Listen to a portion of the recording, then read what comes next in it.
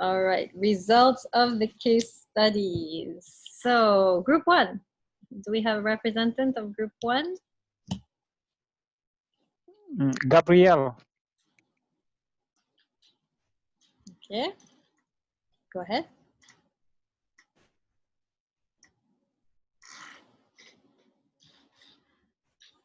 Who is going to be talking for group one? Gabriel. Who is Gabriel? I don't know first names. Gabriel. Yeah. Okay. Oh. Yeah, yes. All right, go ahead. So you were the one with the donkey, the Madagascar, right? Yes. Go ahead. It was Kayumba. Now he turned it to me. Anyway, it is fine. I'll talk.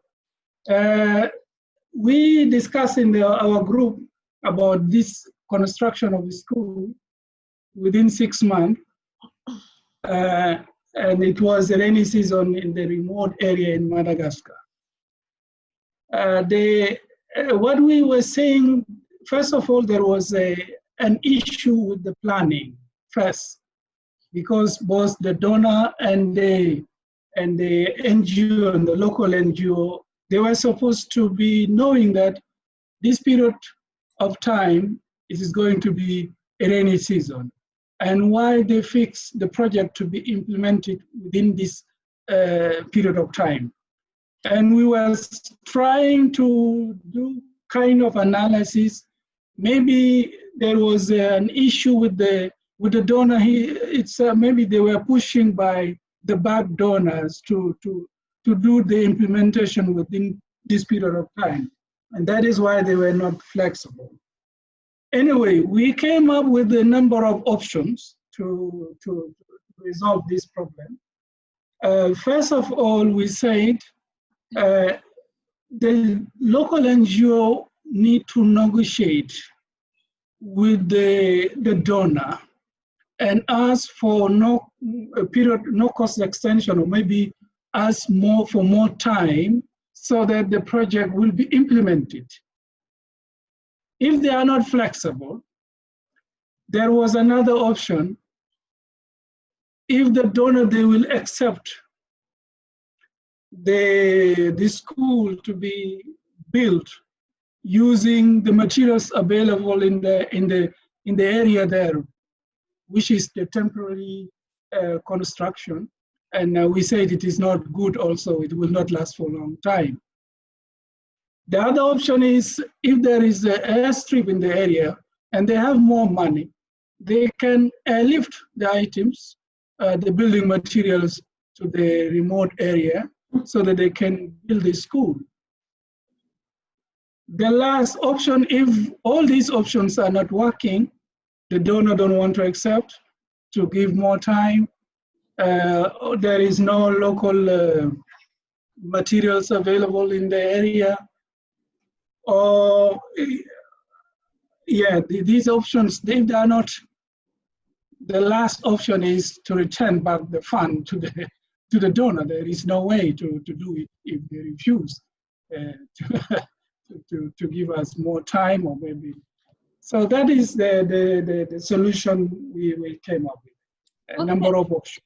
So remember what the assignment was, right? You were supposed to resolve the problem, not by going up, but by going down. 3 of your solutions went up, right? The donor, the airstrip. You want an airport now. Giving back the money.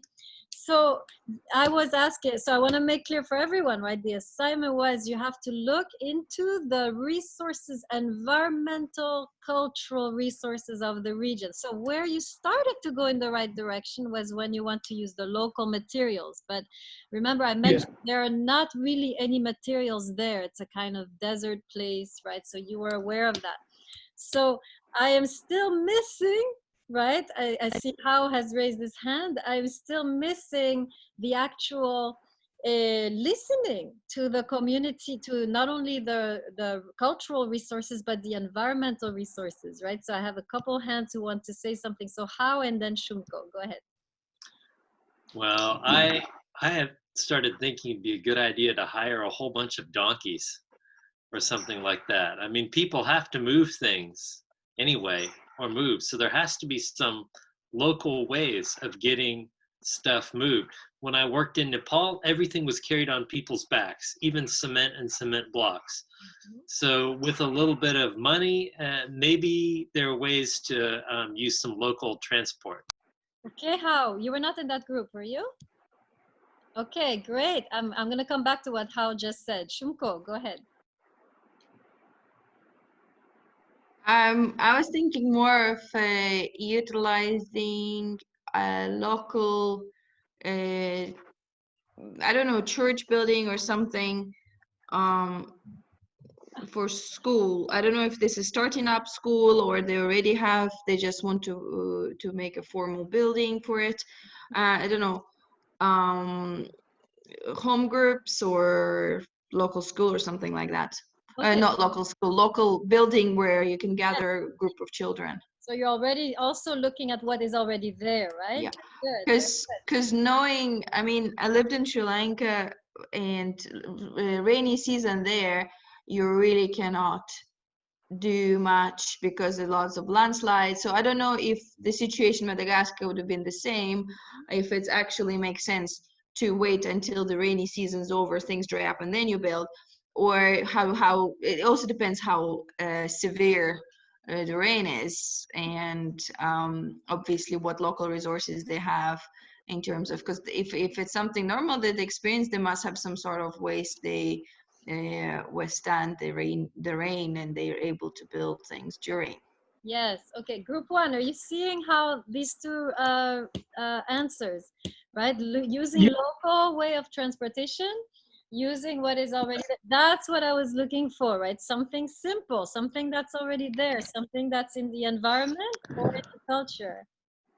Yeah, So using local what is the materials, example of local Yeah. transportation? Don't talk all at the same time. Please raise your hands and then I can call on you and we can have a normal conversation. So okay. I'm not seeing any raised hands. So I don't know who to call on. Or maybe you do not know how to raise the hand still. You will be joining Uwinesa's tutorial. Kayumba, go ahead, Kayumba. Yeah, thank you. I was trying to ask you, Sophia and Hoe, the examples of how they can use the local transportation, because materials, some of the, if you really want to build a sustainable infrastructure, there is not available around the areas. And also because of the rain, transportation is very difficult. Do you have an idea of how they can use the local transportation? Yeah, so actually what House said, right, is actually what they actually did. So I was really surprised, right? The girl who told me about, the woman who told me about this project, she said, we actually use donkeys to transport all the materials through the rainy season, right? So you see how there they really listen to, okay, what are they doing locally that we can use, right? So that's the idea. Are you all seeing how I'm wanting you to do this? You can put your hand on the screen if you're seeing what I mean. I don't see any hands in the screen. Okay, thank you. Poor donkeys, yes. Okay, let's try and see group two if you did how you did. Who is the representative of group two?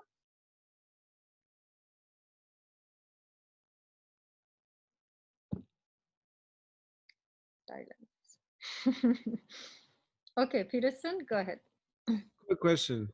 Did they finish that within the time frame with using donkeys? That's a good question. She didn't mention, I think she said it went through, they finished in 6 months. They were able to do, or at least to do part of it so that the donor would be sympathetic, you know, because the donor, they just want to see that you're getting it done, right? So perhaps they extended it a bit, but at least they showed they were getting it done. So I'm not sure about if they finished on time. I think she seemed to imply there were no problems. Good question though. Okay, who's the spokesperson of group two? Who was the person I mentioned was in group two? Shumko? We had a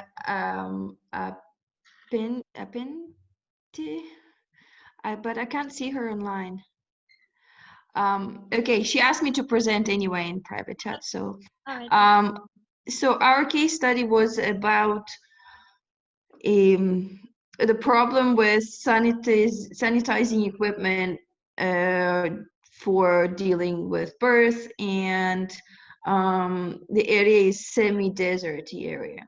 So our top 3 solutions were, one is to advise them to use fire as a method of sanitizing equipment. 2 was to use rocks instead of metal or things that can rust. And the third was to teach them to produce vinegar from cactus fruits. And so this was, yeah, our top solution. We discovered a bunch of other things that could be used, herbs, and we didn't go much into animals, using animals for antibacterial and antiseptic things, but these were our top 3 suggestions. Good. So you have the best one, of course, is the rocks, because it's purely local, right? The other one's still using the blade, the razor blade. Well, not. Mm-hmm. Rocks would depend if it's a rocky or sandy desert. Ah, yes, got it. Excellent. Okay, so I see that you're really trying to draw from the local culture, some from elements that are already there, like fire, vinegar, herbs. So the way they actually resolved this is this semi-desert area had this kind of plant that had a long leaf that is very sharp. Anybody know what I'm talking about? So it's a kind of leaf where you cut yourself when you come near. It's like, I wish I could be on the camera so I can show you what I mean, but it's like, it has long leaves that have a sharp edge, right, in this area. And so they told the women to use this leaf to cut the umbilical cord. And then, of course, you discard it. So there was no problem of infection. So this is a pure, right, really being aware of the environmental resources, right? So that's the way they did it. And the rocks is similar, right? You have already there and it's simple. So notice how this approach not only is more ethical, but it's cheaper and it's also more effective, right? So this is the shift that Falsborda is inviting us to do. Let's be more conscious and attentive, right, to what's already there. Okay, group 3, you had, what did you have? The vitamin A deficiency. Who is the representative of group 3? Interestingly, you assigned me to group 3. You're kidding. Oh my God. And we were laughing because I experienced this as well. Like when we have our daughter, I think she was 6 months or a year old. One barangay health worker, the village health worker, came and then handed us a capsule and told us, this is vitamin A for your daughter. But we were not informed, so we put it somewhere and then forgot about it. The next month, the village health worker came again and asked whether we gave the vitamin A to our daughter. So yeah, and this is prevalent on working parents who usually forgot to give vitamin A supplement. I can't remember what the village health worker did to finally have my daughter get that vitamin A. But our group discussed about first, because these are mothers. Mothers are usually the caregivers.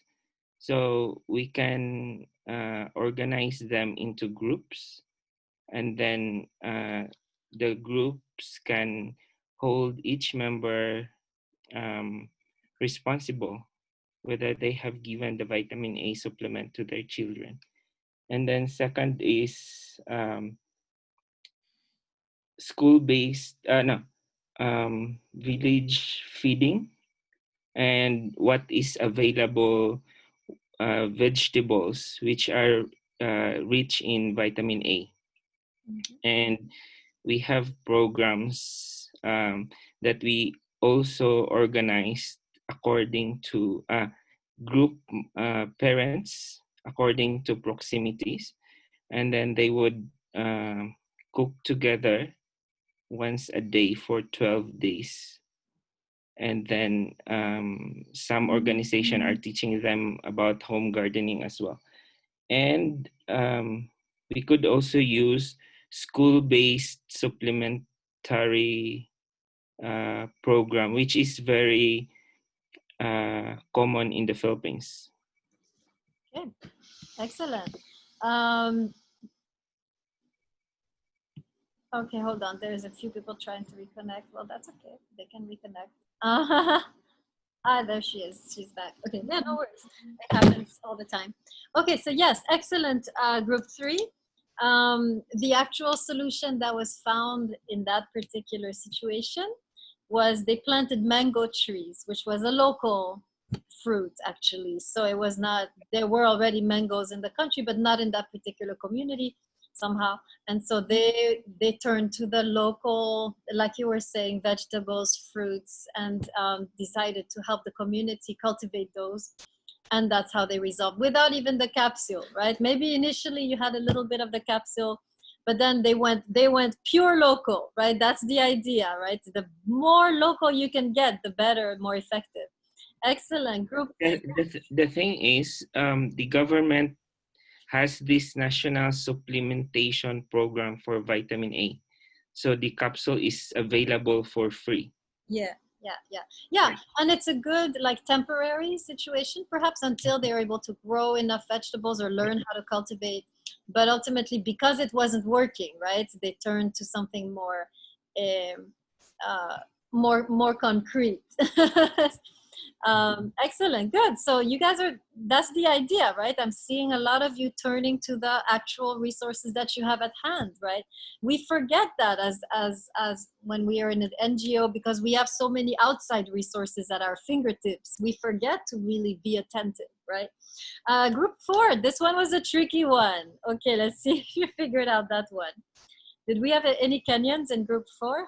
I probably ended up. Yes, we had Willis. Willis is a Kenyan. I did a great job at putting the right people in the right place, apparently.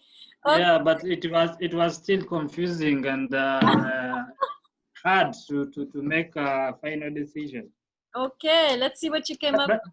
But anyway, we came out with 3 solutions. Okay. Yeah, the first solution was to engage the pastoralists,